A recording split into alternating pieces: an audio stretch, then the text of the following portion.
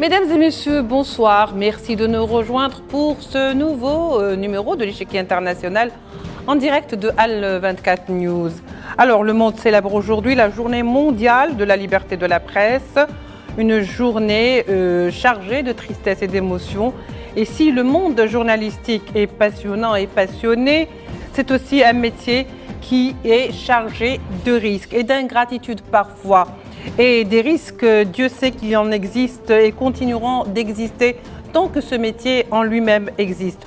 Nos regards aujourd'hui ne peuvent s'empêcher d'être tournés vers la Palestine, vers Gaza.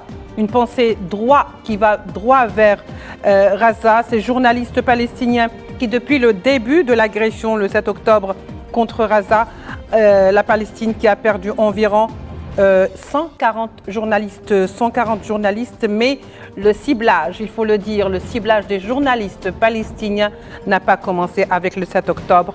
C'est ce que nous allons développer ce soir avec nos deux invités que nous allons découvrir tout de suite.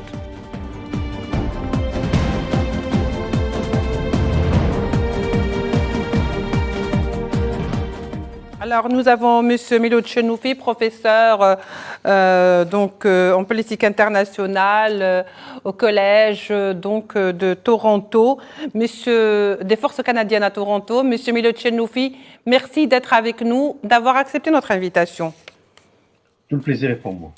Et nous avons également M. Akuncia Giuseppe, qui est journaliste spécialiste de l'Afrique du Nord, mais également du Moyen-Orient, que nous allons retrouver dans un tout petit instant.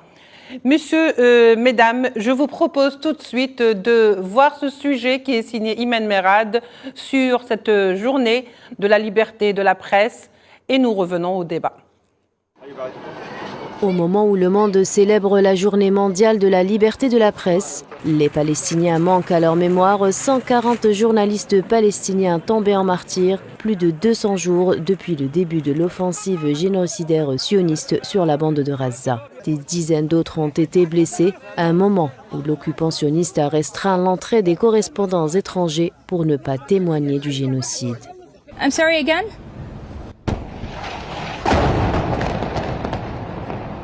Quotidiennement confrontés à la mort, les journalistes palestiniens poursuivent leur témoignage du génocide à Gaza, malgré les difficultés et les risques liés au déplacement sous des tentes avec leurs familles, également menacées.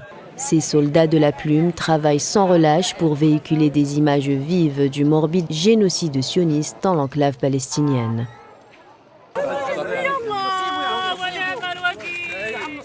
Cette offensive génocidaire est la plus meurtrière jamais enregistrée pour les médias. Les gilets floqués avec le mot presse font que les journalistes soient sujets aux attaques sionistes, facilement identifiables, quotidiennement pris pour cible par le génocidaire sioniste qui met tout en œuvre pour les brider et ainsi falsifier le cours de l'histoire.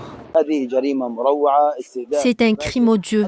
Notre confrère a été ciblé par les fractionnistes, le tuant sur place et en direct. Son corps a été déchiqueté. Ces crimes odieux sont la réalité que vivent les journalistes et les agences palestiniennes, jour et nuit, ciblés.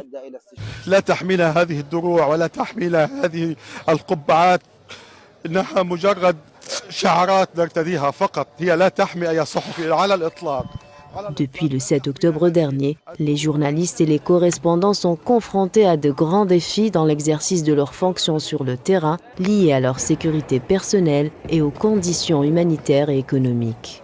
Nombreux d'entre eux ont perdu la vie lors de raids visant spécifiquement leur maison, et ce, en échange de la transmission de la vérité. D'autres ont été grièvement blessés et certains croupissent encore à ce jour dans les geôles sionistes, tandis que beaucoup ont été contraints de fuir vers des zones moins violentes à l'intérieur de Gaza. Tout ce qu'a fait et continue de faire l'occupation sioniste dans la bande de Gaza n'a pour but que d'isoler les journalistes palestiniens, étant des témoins oculaires et les empêcher de rapporter les faits en dehors de la bande de Gaza. Et tout ça pour les éloigner des lieux des massacres, car au final, ce que craint véritablement l'entité sioniste est que le journaliste palestinien puisse inspirer ses confrères à travers le monde, voire servir de modèle à d'autres générations.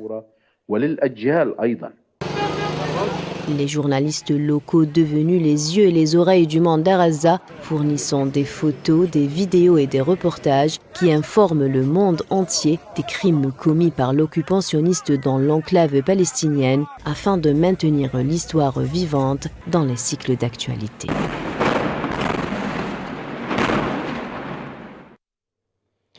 Monsieur Militchenoufi, on vient de voir donc ce reportage assez triste, très émouvant. 140 journalistes qui ont été tués, qui sont tombés en martyrs depuis l'agression contre Gaza le 7 octobre. Il faut dire que ce bilan reste quand même 141 journalistes qui s'est arrêté le 27 avril. C'est un bilan donc qui s'est arrêté au 27 avril, comme je le disais. Il se pourrait, comme il y a de fortes chances que ce bilan augmente encore parce que l'agression contre Gaza n'est pas terminée. Est-ce que finalement, c'est le destin des journalistes aujourd'hui de se retrouver, qui se retrouvent à couvrir des guerres, celui de mourir? Merci pour la question, madame. En tant que journaliste algérienne, vous connaissez peut-être mieux que d'autres, à l'exception des Palestiniens aujourd'hui, le prix que ce métier peut payer Oui. dans des conditions horribles. Rappelez-vous que nous avons perdu en Algérie dans les années 90 presque 70 ou un peu plus que 70 journalistes et travailleurs et travailleuses de la presse. Donc effectivement, c'est un métier qui est porteur de danger. Et là, permettez-moi de citer Feu Abdelrahman Mahmoudi, qui était un journaliste algérien qui, lui, a miraculeusement échappé à un attentat dans les années 90 et qui disait déjà qu'emprisonner un journaliste est une folie furieuse. Alors, vous pouvez imaginer ce que représente assassiner un journaliste. C'est encore pire. Ce que nous voyons aujourd'hui à Gaza procède de la mécanique génocidaire elle-même. Vous savez, le génocidaire ne peut pas se revendiquer de son crime. Il a besoin de le cacher. Donc, il a besoin de le cacher derrière une rhétorique idéologique, mais il a besoin aussi de le cacher en empêchant un message alternatif de parvenir à l'opinion publique internationale ou même à sa propre opinion publique. Oui. Donc, voilà ce que vivent les journalistes palestiniens. Et vous savez, uniquement les journalistes palestiniens font des reportages à partir de Gaza. Tous les autres journalistes, et notamment ceux qui appartiennent aux pays qui se prévalent de la liberté d'expression, sont interdits de déplacement à Gaza parce que leurs organes de presse ne sont pas prêts à diffuser ce qu'ils vont automatiquement découvrir sur place. Alors, vous avez également une autre pression qui est exercée sur les journalistes dans ces pays-là, où parler de la Palestine en général, de la cause palestinienne, du conflit israélo-palestinien, autrement que selon la perspective tracée par Tel Aviv, n'est pas permis. Donc, effectivement, ce que la question palestinienne est en train de faire émerger, de faire remonter à la surface, c'est effectivement la difficulté de ce métier et la noblesse de la lutte pour la liberté d'expression. Oui. Très bien, M. Militchenoufi. Giuseppe Aconcia, bonsoir. Alors, nous célébrons, comme je le disais tout à l'heure, la journée mondiale de la liberté de la presse ou, si vous voulez, de la liberté d'expression. On peut y mettre tellement de choses dans ce contexte, mais c'est justement ce qui manque aujourd'hui. Est-ce que vous pensez, par exemple, que, nous le savons, par exemple, que le métier de journaliste est un métier à risque, cela, c'est a été démontré à travers l'histoire. Mais pour les Palestiniens en particulier, le journaliste particulier, cela prend tout son essence, Giuseppe. Oui, tout à fait. En fait, les journalistes palestiniens ont été en cible, ont été attaqués, ont été tués, leurs familles aussi. Il y a pas mal de journalistes qui n'ont pas pu faire leur boulot et même ont été trouvés morts et les familles ont été à risque d'être tuées. Ils ont dû utiliser des pseudonymes, ils ont dû faire des reportages sans pouvoir apparaître et surtout ça c'est dû au fait que toute l'information occidentale sur la guerre à Gaza est complètement décontextualisée. Et le travail du journaliste dans le territoire de Gaza est très difficile à faire, même empêché par les autorités israéliennes. Et donc ça amène à une information qui est toujours une propagande qui arrive des autorités israéliennes. Il y a des mots même qui manquent dans l'information européenne, dans la plupart des médias mainstream qui parlent de Gaza et de la guerre qui a mené là-bas. Par exemple, génocide. Le mot génocide devrait être utilisé toutes les fois qu'on parle de Gaza et de ce qui se passe là-bas, parce qu'en fait, on est en train de voir dans la télévision un génocide quotidiennement. Et même s'il n'y a pas l'information mainstream qui raconte le génocide comme on pourrait penser, il y a toujours les journalistes qui partent en bas avec leurs portables, avec les médias sociaux, les social networks, peuvent faire passer l'idée qu'il y a un génocide en cours à Gaza. Et même on peut utiliser ça pour parler du nettoyage ethnique, pour parler de la condition d'apartheid que la bande de Gaza a vécue, même avant du 7 octobre. Donc là, il faut une information complètement libre pour raconter ce qui se passe maintenant, ce qui s'est passé à Gaza.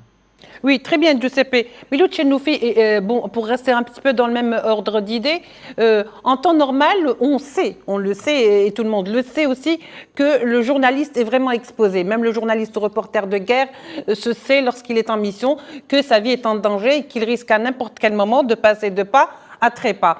Mais là, on a remarqué depuis donc l'agression contre Gaza en Palestine que le journaliste était volontairement ciblé. Parce qu'on ne peut pas dire qu'on s'est trempé lorsqu'on porte un gilet où il est écrit presse. En fait, regardez, lorsqu'on compare avec des événements de comportement barbare des États, les États-Unis au Vietnam, par exemple, ou la France en Algérie pendant la guerre de libération, vous allez voir que ce ciblage ne s'est pas produit. Dans le cas de la France en Algérie, c'était clair, la presse était tout à fait contrôlée. Et dans le cas des États-Unis, on a laissé faire. Et en laissant faire, l'opinion publique américaine a pris connaissance des crimes de guerre que leur propre État était en train de commettre au Vietnam.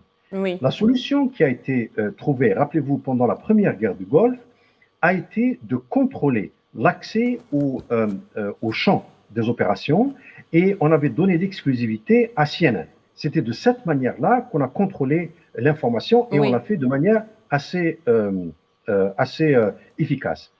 Aujourd'hui, on est passé à un stade supérieur, c'est-à-dire que ces méthodes de contrôle de l'information ont été remplacées par la liquidation pure et simple des journalistes. Alors, comme les seuls journalistes qui sont sur le terrain à Gaza sont des Palestiniens, eh bien Israël compte sur la déshumanisation des Palestiniens, qui est un processus qui dure depuis des décennies, va faire en sorte qu'on ne va pas s'émouvoir de la mort de ces journalistes-là, de la même manière qu'on ne s'émeut pas de la mort des Palestiniens en général. Ça ne marche pas, et c'est important de souligner que ça ne marche pas. Pourquoi? Parce que ce martyre des Palestiniens fait en sorte que le travail continue par des gens très courageux qui continuent à faire sortir l'information, et deux, parce que les plateformes de communication aujourd'hui sont tellement diversifiées qu'il est pratiquement impossible de les contrôler, ce qui se traduit par une prise de conscience au niveau de l'opinion publique, par exemple au niveau de la jeunesse américaine qui manifeste sur les campus universitaires et qui montre effectivement que la mort de ces journalistes en Palestine n'est pas vaine parce qu'elle parvient à faire porter la voix, en fait, de la vérité, pas la Voilà. voix des Palestiniens Oui, oui, nécessairement, de la juste vérité. de la réalité de ce qui se passe. Et comme le disait l'intervenant juste avant moi, cette réalité signifie, en un mot, un génocide. Oui. Et bien justement, c'est cette réalité peut-être qu'on cherche absolument à dissimuler. Giuseppe Acconcia, justement, le ciblage, est-ce qu'il est anodin? N'est-il pas vraiment, est-il vraiment anodin? La vérité, selon vous ou selon ceux qui essayent d'éliminer, parce que c'est ce qui se fait physiquement, ces journalistes, est-ce que c'est en voulant occulter la vérité qu'on va éliminer donc le vecteur de transmission qui est le journaliste, et comme ça, on pense avoir fini avec ce qui se passe, avec l'horreur qui se déroule à Gaza? Malheureusement, c'est impossible. En fait, les informations peuvent passer à travers d'autres moyens. Et on parlait avant des réseaux sociaux et de la façon dans laquelle la guerre a été racontée par en bas, par les citoyens, les bombardements, les gens qui ont été tués sans avoir aucune implication dans le conflit en cours. Et ça, c'est très important parce qu'on sait très bien ce qui se passe maintenant à Gaza, même s'il n'y a pas les grands médias mainstream internationaux. On peut parler aussi dans des médias, des journalistes qui ont été plus importants, d'importance centrale dans les dernières années, que c'est Shirin Abu Akleh. On va y venir, oui, tout à fait, vous avez raison. Oui, monsieur Acconcia. A été tuée par l'armée israélienne, elle doit toujours être on doit toujours se souvenir de Shirin Abu Akleh comme un exemple d'une journaliste qui a lutté pour la liberté de presse et pour représenter ce qui se passe à Gaza. En général, la chaîne Al Jazeera a été en particulier ciblée par les autorités israéliennes. En fait, même il y a eu l'approbation d'une loi qui dit que Al Jazeera est limitée, est fermé en Israël. Donc, en fait, le pays, l'État sioniste, est complètement contraire à la diffusion d'une information libre, même par Al Jazeera. On sait très bien qu'Al Jazeera se trouve au Qatar, des financements qui viennent du Qatar, et donc ça fait peur aux autorités israéliennes. Même Al Jazeera peut être en cible parce qu'en fait, les journalistes d'Al Jazeera sont les derniers qui encore sont sur le champ, qui encore racontent jour par jour ce qui se passe et les génocides qui ont cours à Gaza. Oui, justement, vous avez soulevé un point très important, Giuseppe Acconcia. Melucen nous fait aujourd'hui la répression de 140 quand même journalistes tués, cette élimination physique, ces martyrs tombés sur le champ d'honneur et dans l'accomplissement du devoir. Au fait, on va dire depuis 7 octobre, depuis donc le début de l'agression. Mais la vérité, c'est que les Palestiniens ont été, ou les journalistes étaient toujours la cible de l'entité sioniste, bien plus longtemps que le 7 octobre. Comme a dit donc Giuseppe, avec Shirin Abu Akleh, et on sait très bien que d'autres journalistes ont été ciblés. Effectivement. Et, ça n'a pas commencé aujourd'hui. Oui, effectivement. Ce n'est pas nouveau et personne ne dit que c'est nouveau. En fait, le génocide actuel n'est autre chose que l'aboutissement d'un processus qui a commencé en 1947. Oui. Comprenez, avec la partition et avec la volonté de nettoyage ethnique.